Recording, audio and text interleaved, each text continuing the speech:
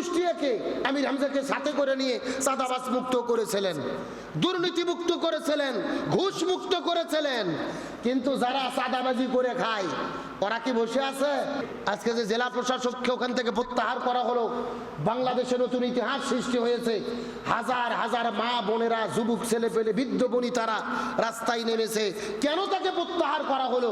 গত সপ্তাহে আমরা বলেছিলাম, দেখেছিলাম ওই কুষ্টিয়া শহরের ডিসি ছিলেন, জেলা প্রশাসক ছিলেন কুষ্টিয়ার, তিনি আমির হামজাকে পাশে বসে নিয়ে কোরআন তেলাওয়াত করে অনুষ্ঠান শুরু করেছিলেন। আলহামদুলিল্লাহ বলেন। এমনকি তিনি চেয়ারে বসে বলেছিলেন, এত দামি চেয়ার সরকারের টাকায় কেন বানানো হলো? দামি চেয়ার বাদ দিয়ে কম দামি চেয়ার দিয়ে তিনি কোরআন তেলাওয়াত করে মিটিং শুরু করলেন।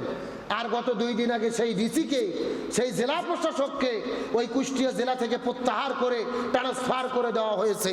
তার মানে কি বোঝা গেল? বাংলাদেশে ভালো কাজ করলে ভালো মানুষের কি দাম আছে? কত দুর্নীতিবাজ ডিসি আছে, কত দুর্নীতিবাজ ইউনো আছে, উপজেলা পরিষদের প্রশাসনিক কর্মকর্তা আছে, তাদের পরিবর্তন হয় না।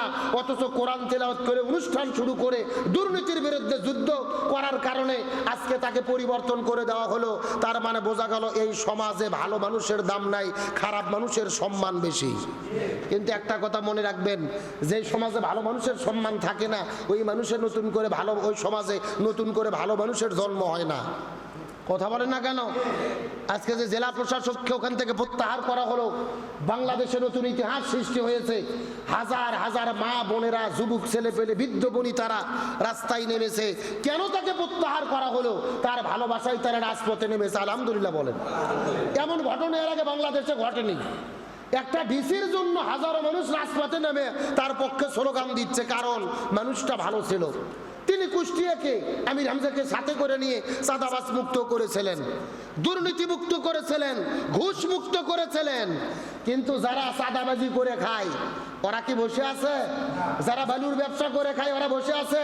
কুষ্টিয়া শহরের পাশ দিয়ে চলে গেছে গড়াই নদী, ওখানে সবচাইতে বালুর সিন্ডিকেট, কোটি কোটি টাকা ব্যবসা হয়।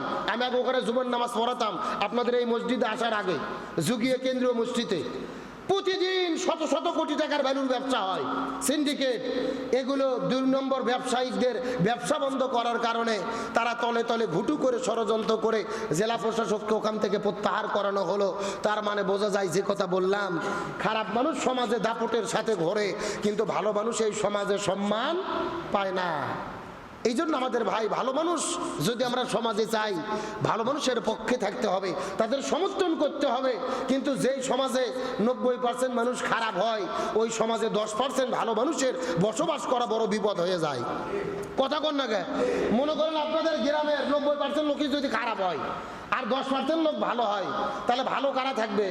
ও 90% খারাপরা। ওরা চিন্তা করবে খারাপের দল বড়, ওদের মোশন বেশি, আর ভালো লোকেরা দেখবেন আপনারা বিপদ দুর্বল হয়ে তারা সমাজে বসবাস করবে। এই জন্য রমজান এসেছে অন্যায় অপকর্ম থেকে আমাদের দূরে রাখার জন্য। রোজা থাকলেন চাঁদাবাজি করলেন, রোজা থাকলেন খাদ্যে ভেজাল দিলেন, রোজা থাকলেন মিথ্যে করলেন, রোজা থাকলেন গিবত করলেন। রাসূল বললেন, এরকম রোজাদারের খামাখা না খাইয়ে থাকার কোনো দরকার, বরং রোজা এসেছে আল্লাহর ভয় কলিজায় থাকবে। আর আল্লাহর ভয় যখন কলিজায় থাকবে, সমস্ত বিপদ আপদ থেকে, সমস্ত অন্যায় অপকর্ম থেকে হেফাজত করবে আমাদেরকে কে? আমার বন্ধুগণ, মুসলমান ভাইরা, গভীর মনোযোগ লক্ষ্য করুন। রমজান মাসে রোজা রাখার মাধ্যমে আমরা মুত্তাকি হব। আর যখন কোনো ব্যক্তি মুত্তাকি হয়ে যাবেন, অন্তরের মধ্যে আল্লাহর ভয় থাকবেন। রাসূল হাদিসের মধ্যে বলেন, এই মুত্তাকিরা যখন আল্লাহর ভয় করার সিদ্ধান্ত গ্রহণ করবেন, সঙ্গে সঙ্গে আল্লাহ তাআলা মুত্তাকিদের জন্য স্পেশাল 5টা পুরস্কার বরাদ্দ করবেন। জোরে বলেন সুবহানাল্লাহ। কয়টা পুরস্কার বললাম? আল্লাহ তাআলা মুত্তাকিদের জন্য সাথে সাথে 5টা পুরস্কার দান করবেন, একেবারে তাৎক্ষণিক 5টা পুরস্কার দান করবেন। আপনি আমি যদি সিদ্ধান্ত গ্রহণ করি, এখন থেকে মসজিদ থেকে সিদ্ধান্ত নেব আল্লাহ সারা দুনিয়াতে আর কাউকে ভয় করব না, সঙ্গে সঙ্গে আল্লাহ তাআলা আমাদের জন্য 5টা পুরস্কার নির্ধারণ করে দেবেন। তার মধ্যে প্রথম নাম্বার পুরস্কার কি? আল্লাহ তাআলা কোরআনুল কারীমের মধ্যে কত চমৎকার করে বলেন, ওয়ালাউ আন্না আহলাল কুরআন আমানু ওয়াত্তাকাউ লাফাতাহনা আলাইহিম বারাকাতিম মিনাস সামাই ওয়াল আরদ। আরো জোরে বলেন দেখি আল্লাহু আকবার। সূরা আরব 9 নম্বর পারার 2 নম্বর পৃষ্ঠার প্রথম নম্বর লাইন 96 নম্বর আয়াতে কারিমা। তাফসীর ইবনে কাসিরের মধ্য থেকে বলতেছি, আল্লাহ রাব্বুল আলামিন বলে, হে পৃথিবীর মানুষেরা ভালো করে বোঝার চেষ্টা করো। ওয়ালাউ আন্না আহলাল কুরা, যদি কোনো গ্রাম, যদি কোনো পাড়া, যদি কোনো মহল্লা, যদি কোনো ব্যক্তি, যদি কোনো পরিবার, যদি কোনো রাষ্ট্র সিদ্ধান্ত গ্রহণ করেন আল্লাহর প্রতি ঈমান গ্রহণ করবেন, আর ঈমান গ্রহণ করার পরে কোরআন দিয়ে জীবন পরিচালনা করবেন, আল্লাহ রাব্বুল আলামিন বলেন, ওয়ালাউ আন্না আহলাল কুরা আমানু ওয়াত্তাকাউ লাফাতাহনা আলাইহিম বারাকাতিন মিনাস সামাই ওয়াল আরদ। আল্লাহ তাআলা ওই সমস্ত ব্যক্তিদের উপরে আসমান এবং জমিনের ভেতরে যত রহমত বরকতের দরজা আছে সব রহমত বরকতের দরজা আল্লাহ তাআলা খুলে দেবেন। জোরে বলেন না সুবহানাল্লাহ। আল্লাহর ভয় যাদের কলিজার ভেতরে থাকবে, আসমান এবং জমিনের ভেতরে যত রহমত বরকতের দরজা সব কিছুকে খুলে দিবেন কে? যেই ব্যক্তি আল্লাহকে ভয় করে জীবন পরিচালনা করবেন, ওই পরিবারের কোনো অভাব থাকবে না।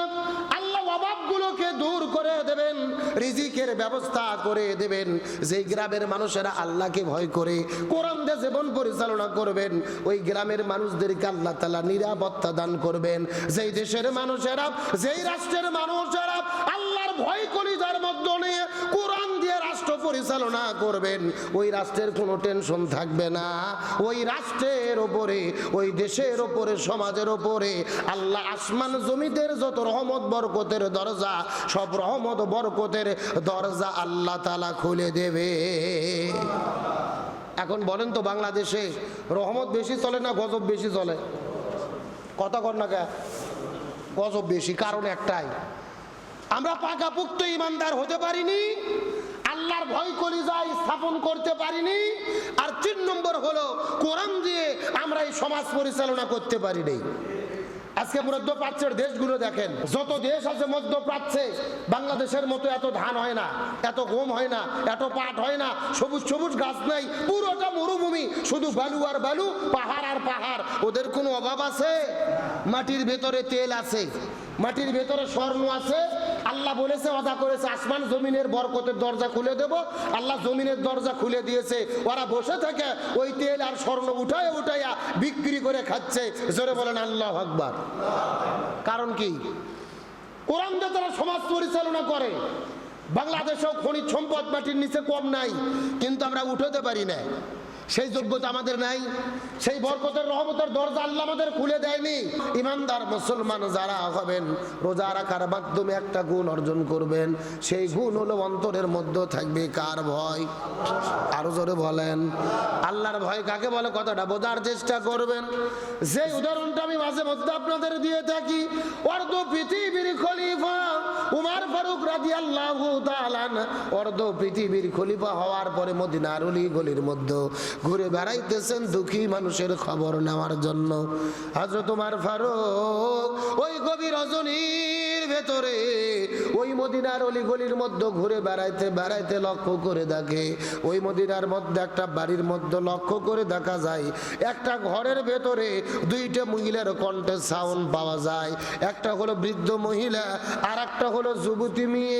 ওই বৃদ্ধ মহিলাটা যুবতী মেয়েটিকে ডাক দে বলে, মারে প্রতিদিন দুধ দহন করার পরে দুধ দিয়ে তো বালতিটা ভরে যায়, কিন্তু আজকে উটের মধ্য থেকে দুধটা দহন করা হলো, কিন্তু দুধের বালতি তো এখন পর্যন্ত ভরলো না। এই যে দুধের বালতিটা ফাঁকা আছে, এই দুধের বালতিটা আমরা যদি বাজারের মধ্যে বিক্রি করতে যাই তাহলে তো টাকা কম হবে। প্রতিদিন 200 টাকায় বিক্রি করি, আজকে বিক্রি করতে গেলে হয়তো বা 150 টাকা হবে। তার মানে দুধ যেহেতু কম, টাকার পরিমাণটাও কম হবে। বরং কি করা যায়, এই কম দুধ বিক্রি করা যাবে না, এই দুধগুলো বালতির মধ্যে ভরাতে হবে। ছোট্ট মেয়েটি ডাক দে বলে, মা আমি বারবার উটের মধ্য থেকে দহন করলাম, আর তো দুধ বের হয় না, এখন আমরা দুধের বালতিটা কেমনে দুধ দিয়ে ভরাইব? মা ডাক দে বলে, মেয়েরে যদি দুধের বালতি ভরাইতে যাও, ওই দুধের বালতির ভেতরে তুমি কিছু পানি ঢুকাইয়া দাও। বলেন নাউজুবিল্লাহ। দুধের বালতির মধ্যে কি ঢুকাইয়া দাও? পানি। আচ্ছা বলেন তো, দুধের মধ্যে পানি দিলে দুধ আসল থাকে না নকল হয়? আরো জোরে বলেন। বাংলাদেশে এরকম নকল তো চলে না। দুধের মধ্যে পানি দেয় এমন ব্যবসায়িক নাই, এ কথা বলেন নাই? দুধের মধ্যে যদি পানি মিশানোর লোক না থাকতো তাহলে ওটা পরীক্ষা করার কি মেশিন কোনো ইঞ্জিনিয়ার নামাতো? দেখবেন এরকম কিন্তু একটা মেশিন পাওয়া যায়। ওই মেশিন দুধের মধ্যে ঢুকেলেই বোঝা যায় যে এর ভেতরে কত পার্সেন্ট দুধ আছে আর কত পার্সেন্ট পানি আছে। তার মানেই বোঝা যায় যেহেতু চোখ ধরার মেশিন নামছে, দুধের মধ্যে পানি মিশে এমন আল্লাহর ওলি আছে। আবার কোনো কোনো গারস্থর বউ আছে দেখবেন দুধের মধ্যে পানি দেয় না, আগে ওই ওই গাই দহন করার আগে, দুধ দহন করার আগে দেখবেন ওই বালতি আর ওই পাতিলের মধ্যে আগে পানি কিছু নেয়, তারপরে দুধ দহন করা শুরু করে। মানে দুধের মধ্যে পানি দেয় না, পানির মধ্যে দুধ দেয়। কত কন্যা খুব কায়দা। নিচে একটা পাতিল নিয়ে পানি একটা ঝাঁকি মারে দেখবেন সব পানি ফেলে দেয় না, কিছু পানি ভেতরে আছে যে দুধ দহন করা শুরু করলো। দুধের মধ্যে পানি ঢুকাইয়া বিক্রি করতেছেন আর 30 দিন রোজা থেকে আল্লাহর কাছে গুনাহ মাফ চাচ্ছেন। গুনাহ মাফ হবে? এ যেরকম হবে। আপনি রোজা তো আপনি অন্যায় অপকর্ম থেকে দূরে রাখতে পারেনি। মুত্তাকি মানে হলো আল্লাহর ভয়। আল্লাহর ভয় যাদের কলিজায় থাকবে তারা খাদ্যের মধ্যে ভেজাল দিতে পারবে। কিন্তু বর্তমানে বাংলাদেশের যে পরিবেশ চলতেছে, এই সমাজে খারাপ লোকের দাম আছে কিন্তু ভালো লোকের দাম নাই।